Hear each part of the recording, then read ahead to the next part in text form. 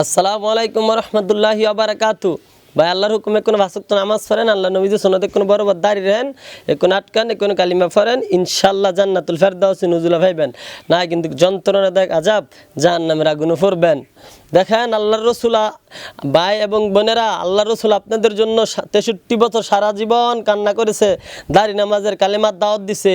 যেই নবীজির চেহারার দিক তাকাইলে এক সপ্তাহ ভাত খাওয়ান লাগে না, যেই নবীজির চেহারার, যেই নবীজির শরীরের উপরে মশা মাছি বয়া হারাম, ওই নবীজি যদি তাইফের জমিনে দাড়ি নামাজের কালিমার লাগিয়া রক্ত জড়াইতে পারে, তো ভাই এবং বোনেরা ওই নবীর উম্মত হইয়া তোমরা পারতা না কেরকম? এবং ভাই এবং বোনেরা, আল্লাহর নবীজির সারা জীবন কান্তাছেন, তোমরা আল্লাহর নবীজির কলিজা আঘাত দিও না, দাড়ির মধ্যে কিচ্ছু করো না, নামাজ বাদ দিও না, ফর্দা বেফর্দাই থাইকো না, কালিমা ফিরা মুসলমান হও, এখন দাড়ি রহ, এখন নামাজ পড়ো, ইনশাল্লাহ জান্নাতুল ফেরদাউসি নুজুলা ইনশাল্লাহ পাইবা। আল্লাহ রসুল আগেও কান্দে, এখনো কান্দে, এখনো শাহে মদিনায় নবী, জিন্দা নবীদের শাহে মদিনায় এখনো তোমাদের জন্য কান্দাছে। ওই নবীজির কলেজা আঘাত দিও না ভাই এবং বোনেরা।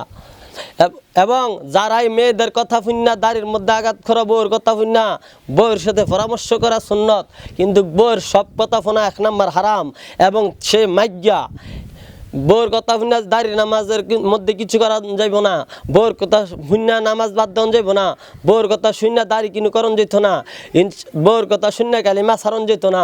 নিজে দাড়ি রক নামাজ পড়া, কালিমা ফেরা মুসলমান হও, এবং বিবিদেরকেও দাড়ি লাও নামাজ পড়া ফদ্দা করা, ইনশাল্লাহ জান্নাত চাইবা।